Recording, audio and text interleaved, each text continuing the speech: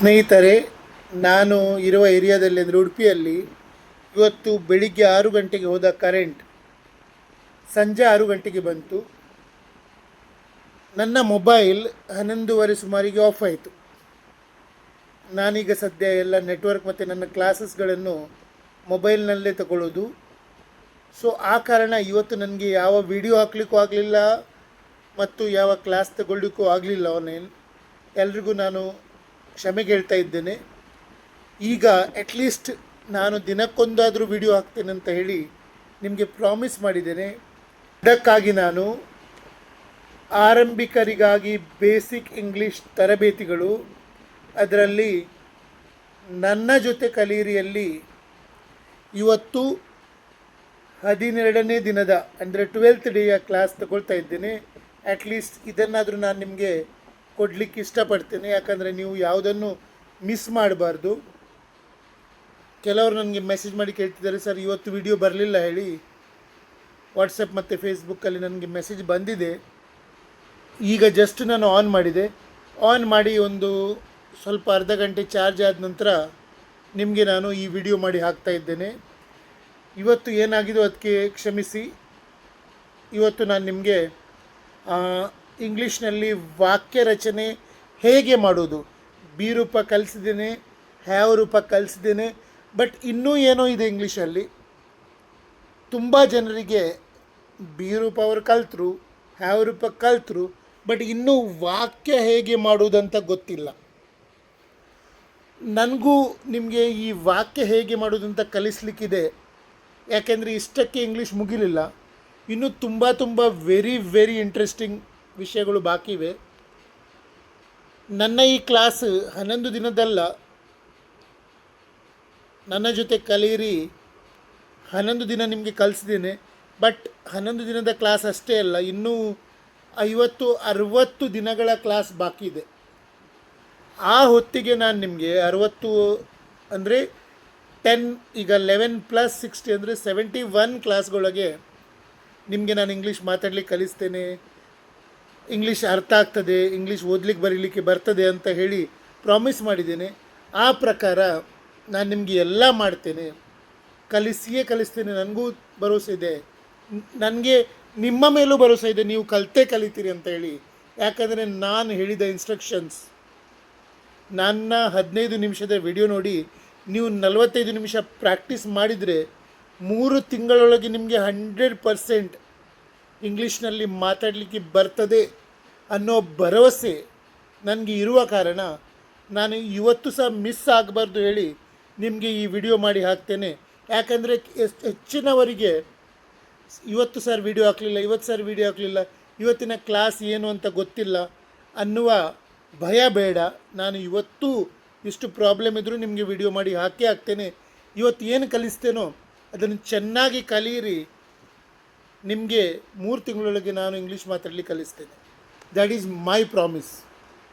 32 ವರ್ಷಗಳ ವೈಯಕ್ತಿಕವಾಗಿ ಪ್ರತಿಯೊಬ್ಬರಿಗೂ ಇಂಗ್ಲೀಷ್ ಮಾತಾಡಲಿಕ್ಕೆ ಕಲಿಸಿದ ಅನುಭವದಿಂದ ಹೇಳ್ತಾ ಇದ್ದೇನೆ.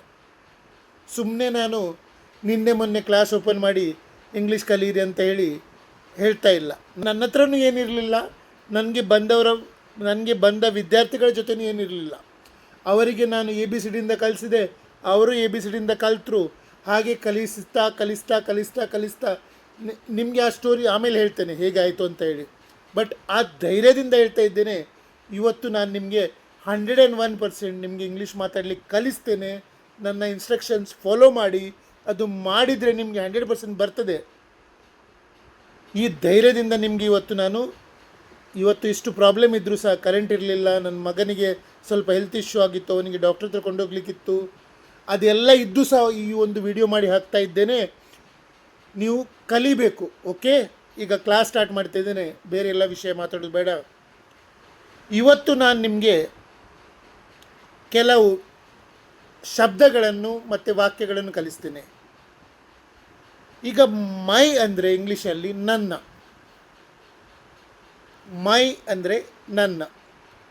ಮೈ ಬುಕ್ ನನ್ನ ಪುಸ್ತಕ, ಮೈ ಬುಕ್ ನನ್ನ ಪುಸ್ತಕ. ಮೈ ಪೆನ್ ನನ್ನ ಪೆನ್ನು, ಮೈ ಪೆನ್ ನನ್ನ ಪೆನ್ನು. ಮೈ ಹೌಸ್ ನನ್ನ ಮನೆ, ಮೈ ಹೌಸ್ ನನ್ನ ಮನೆ. ಮೈ ಫ್ರೆಂಡ್ ನನ್ನ ಗೆಳೆಯ ಅಥವಾ ಗೆಳತಿ, ಮೈ ಫ್ರೆಂಡ್ ನನ್ನ ಗೆಳೆಯ ಅಥವಾ ಗೆಳತಿ. ಮೈ ಬ್ಯಾಗ್ ನನ್ನ ಬ್ಯಾಗ್, ಮೈ ಬ್ಯಾಗ್ ನನ್ನ ಬ್ಯಾಗ್. ಈ ಶಬ್ದಗಳನ್ನು ಯಾಕೆ ಕೊಡ್ತಾ ಇದ್ದೇನೆ ಅಂದರೆ ನೀವು ಹೇಳ್ಬೋದು ಒಮ್ಮೆಲೆ ಸರ್ ಹೀಗೆ ಶಬ್ದಗಳನ್ನು ಯಾಕೆ ಕೊಡ್ತಾ ಇದ್ದಾರೆ ಅಂತ. ತುಂಬ ಮಂದಿಗೆ ಕನ್ಫ್ಯೂಷನ್ ಇದೆ. ಯು ಆರ್ ಮೈ ಫ್ರೆಂಡ್ ಅಲ್ಲಿ ಆರ್ ಉಪಯೋಗಿಸ್ಲಿಕ್ಕೆ ಹೇಳ್ತಾ ಇದ್ದೀರಿ, but this is your bag ಅಲ್ಲಿ ಈಸ್ ಯಾಕೆ ಉಪಯೋಗ ಮಾಡ್ತೀರಿ ಅಂತೇಳಿ.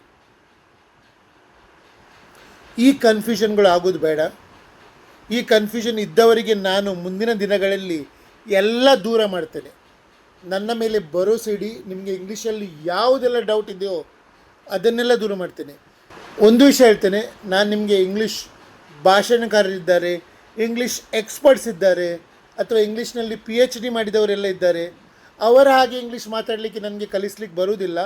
ನಾನು ಗ್ಯಾರಂಟಿ ಹೇಳ್ತೇನೆ, ನಾನು ನಿಮಗೆ ಸಿಂಪಲ್ ಇಂಗ್ಲೀಷ್ ಮಾತಾಡಲಿಕ್ಕೆ ಕಲಿಸ್ತೇನೆ. ಸಿಂಪಲ್ ಅಂದರೆ ಏನು? ನಿಮಗೆ ಮಾರ್ಕೆಟಿಗೆ ಹೋದರೆ, ಹೋಟ್ಲಿಗೆ ಹೋದರೆ, ಹಾಸ್ಪಿಟಲಿಗೆ ಹೋದರೆ, ಕಾಲೇಜಿಗೆ ಹೋದರೆ ಯಾವ ಇಂಗ್ಲೀಷ್ ಬೇಕಾ ಅದನ್ನು ಮಾತಾಡಲಿಕ್ಕೆ ಕಲಿಸ್ತೇನೆ. ಯಾರಾದರೂ ನನಗೆ ಕೇಳಿದರೆ ಫೋನ್ ಮಾಡಿ, ಸರ್ ನನಗೆ ಎಕ್ಸ್ಪರ್ಟ್ ಥರ ಇಂಗ್ಲೀಷ್ ಮಾತಾಡಬೇಕು ಅಂತ ಹೇಳಿದರೆ ಅದು ನನಗೆ ಬರುವುದಿಲ್ಲ.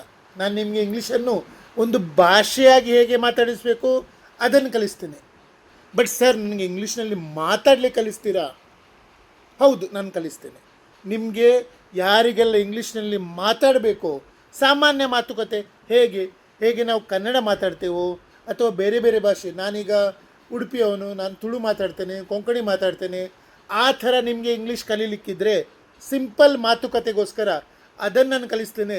ಎಕ್ಸ್ಪರ್ಟ್ ಥರ ಕಲಿಸಲಿಕ್ಕೆ ನಾನು ಹೋಗೋದಿಲ್ಲ, ಅದು ಯಾರಿಗೂ ಸಾಧ್ಯ ಇಲ್ಲ. ಓಕೆ, ಸರಿ. ಈಗ ನೆಕ್ಸ್ಟ್ ಟಾಪಿಕ್ ನೋಡೋಣ.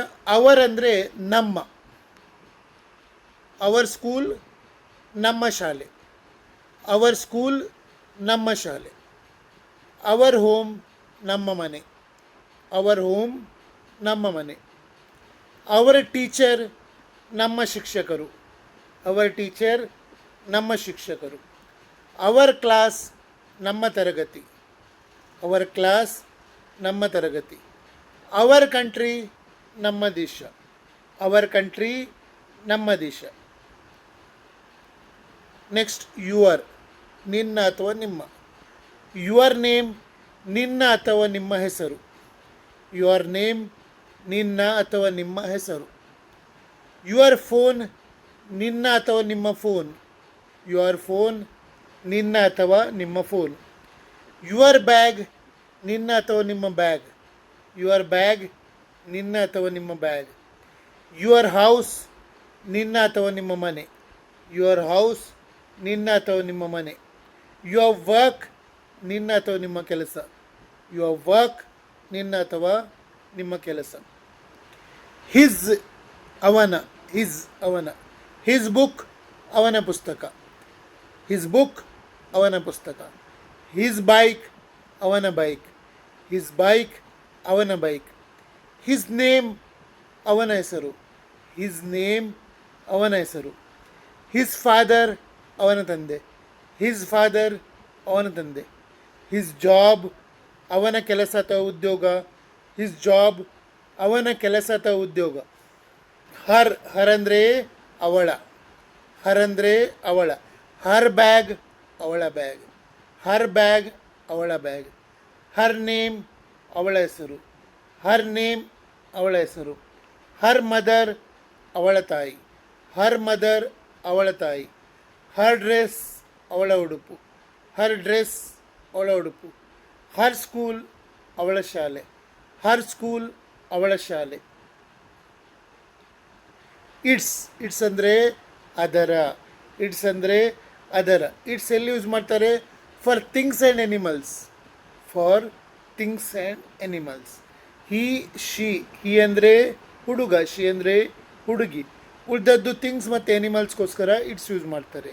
ಅಥವಾ ನಮಗೆ ಹುಡುಗನೋ ಹುಡುಗಿ ಅಂತ ಗೊತ್ತಿಲ್ಲದಾಗಲೂ ಇಟ್ಸ್ ಯೂಸ್ ಮಾಡ್ತೇವೆ.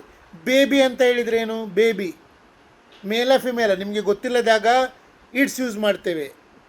It is crying, baby is crying, it is crying, ನಿಮ್ಗೆ ಗೊತ್ತಿಲ್ಲ. ಅಥವಾ he is crying, she is crying ಅಂತೀರಿ. ಅಥವಾ ಗೊತ್ತಿಲ್ಲದಾಗಲೂ ನಾವು ಇಟ್ ಯೂಸ್ ಮಾಡ್ತೇವೆ. ಸರಿ, ಈಗ ನೋಡೋಣ. ಇಟ್ಸ್ ಕಲರ್ ಅದರ ಬಣ್ಣ, ಇಟ್ಸ್ ಕಲರ್ ಅದರ ಬಣ್ಣ. ಇಟ್ಸ್ ನೇಮ್ ಅದರ ಹೆಸರು, ಇಟ್ಸ್ ನೇಮ್ ಅದರ ಹೆಸರು. ಇಟ್ಸ್ ಟೇಲ್ ಅದರ ಬಾಲ, ಇಟ್ಸ್ ಟೇಲ್ ಅದರ ಬಾಲ. ಇಲ್ಲಿ ಅಪೋಸ್ಟ್ರಫಿ ಯಾಕೆ ಇಲ್ಲ ಅಂದರೆ ಇಟ್ ಈಸ್ ಬಂದಾಗ ಅಪೋಸ್ಟ್ರಫಿ, ಇಟ್ಸ್ ಅದರ ಬಂದಾಗ ಅಪೋಸ್ಟ್ರಫಿ ಬರುವುದಿಲ್ಲ. ಇಟ್ಸ್ ಶೇಪ್ ಅದರ ಆಕಾರ, ಇಟ್ಸ್ ಶೇಪ್ ಅದರ ಆಕಾರ. ಇಟ್ಸ್ ಸೈಜ್ ಅದರ ಗಾತ್ರ, ಇಟ್ಸ್ ಸೈಜ್ ಅದರ ಗಾತ್ರ. ನೆಕ್ಸ್ಟ್ ಈಗ ಇಂಪಾರ್ಟೆಂಟ್ ದೇರ್ ಅಥವಾ ದೇರ್.